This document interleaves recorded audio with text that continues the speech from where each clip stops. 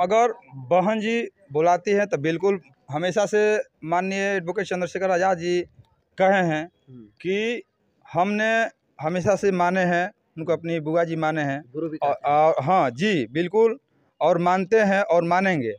और आप लोगों से भी हम लोग भी रिक्वेस्ट करते हैं और माननीय नेताजी भी करते रहते हैं कि हो सकता है कि हम तो कोशिश करते हैं, अगर आपसे कोशिश हो जाए कि बहन जी बुला ले तो बिल्कुल जाने के लिए जाएंगे।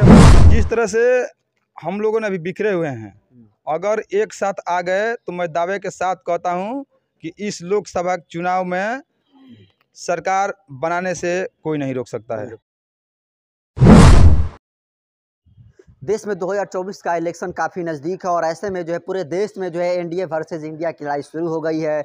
लेकिन सबसे कमाल की बात यह है कि चाहे बहन कुमारी मायावती हों, चाहे असदुद्दीन ओवैसी हों और चाहे चंद्रशेखर आज़ाद जी हों, ये न तो एनडीए में ही शामिल किया गया और न ही इंडिया गठबंधन में ही। तो ऐसे में सबसे बड़ा सवाल पैदा ये होता है कि आखिर चंद्रशेखर आज़ाद जी जाएंगे कहाँ, मायावती जी जाएंगी कहाँ और असदुद्दीन ओवैसी साहब जी जाएंगे कहाँ। ऐसे में इस मसले पर हमारे साथ बातचीत करने के लिए बिहार के दूसरे चंद्रशेखर कहे जाने वाले सुरेश आज़ाद जी हैं। सबसे पहले तो स्वागत है सर आपका। बहुत बहुत धन्यवाद।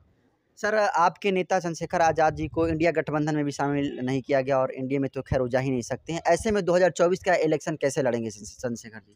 देखिए, जो कोर कमेटी के लोग हैं और जैसा फैसला कोर कमेटी करेगी वैसा भीम आर्मी काम करेगी और भीम आर्मी से आज़ाद समाज पार्टी के बैनर तले हम लोग भी चुनाव लड़ने का काम करेंगे। लगातार बहन कुमारी मायावती को भी शामिल नहीं किया गया। ऐसे में तीसरा मोर्चा बहन कुमारी मायावती जो है बनाने की बात कर रही हैं और आकाश आनंद का ट्वीट भी आया है।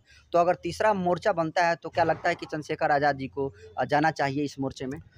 देखिए, अगर बहन जी बुलाती हैं तो बिल्कुल, हमेशा से माननीय एडवोकेट चंद्रशेखर आज़ाद जी कहे हैं कि हमने हमेशा से माने हैं, उनको अपनी बुआ जी माने हैं गुरु भी और हाँ जी बिल्कुल, और मानते हैं और मानेंगे। और आप लोगों से भी हम लोग भी रिक्वेस्ट करते हैं और माननीय नेताजी भी करते रहते हैं कि हो सकता है कि हम तो कोशिश करते हैं, अगर आपसे कोशिश हो जाए कि बहन जी बुला ले तो बिल्कुल जाने के लिए जाएंगे हम लोग। अगर ये दोनों व्यक्ति 2024 के लोकसभा चुनाव में साथ आते हैं तो क्या परिवर्तन होगा? देखिए, अगर जिस तरह से हम लोगों ने अभी बिखरे हुए हैं, अगर एक साथ आ गए तो मैं दावे के साथ कहता हूं कि इस लोकसभा चुनाव में सरकार बनाने से कोई नहीं रोक सकता है। बिल्कुल। और ये जो इंडिया गठबंधन बनाया है तमाम विपक्षी दलों के लोग हैं, लेकिन चंद्रशेखर आज़ाद जी को नहीं बुलाते हैं, क्या कारण हो सकता है? देख, कारण यही है, हमेशा से लोग चाहा है, अभी वही चाहता है कि जो एक गरीब की बेटा हो, चाहे जो दलितों के आवाज़ उठाता है, वो अगर कभी उसको हमने सरकार में लाएंगे तो फिर मेरा झंडा ढोएगा कौन? वही कारण है। इसलिए वो लोग नहीं चाहता है कि आप मेरे साथ आइए, चुनाव लड़िए, सरकार में जाइए। अगर ये बुलाएंगे तो फिर मेरा झंडा कौन ढोएगा, मुझे राजा कौन बनाएगा? लेकिन इस चीज़ को हम लोग समझ गए, मेरे लोग भी समझ गए हैं। आप भी देख रहे हैं जिस तरह से कि 21 जुलाई को जो दिल्ली के जंतर मंतर पर हुआ था, पूरी देश भर में खलबली मच गया है। 2024 में अगर हम लोग एक हो जाते हैं माननीय बहन जी के साथ, तो फिर एनडीए हो या महागठबंधन जो इंडिया करके चुनाव बना है, तो फिर इन दोनों पार्टियों को तबाही मच जाएगी और जो तीसरी मोर्चा की पार्टी है वो जीत जाएगी। बिल्कुल जीतेगी।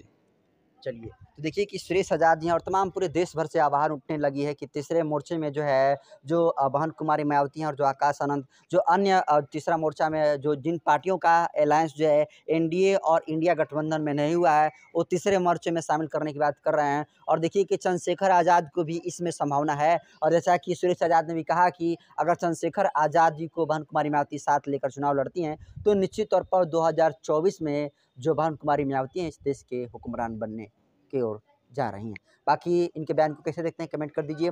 और ये जो सोशल मीडिया के माध्यम से तमाम खबर चल रही है कि तीसरा मोर्चा और चंद्रशेखर आज़ाद बहन कुमारी मायावती एक मंच पर होंगे, इसको कैसे देखते हैं कमेंट कर दीजिए। और वीडियो जनतंत्र खबर के यूट्यूब चैनल पर देख रहे हैं, चैनल को सब्सक्राइब कर लीजिए। फेसबुक पेज पर देख रहे हैं तो पेज को फॉलो कर लीजिए। बाकी मैं नरेंद्र बसंत हूँ, कैमरे पर साथी हैं शैलेश जी। बहुत बहुत धन्यवाद।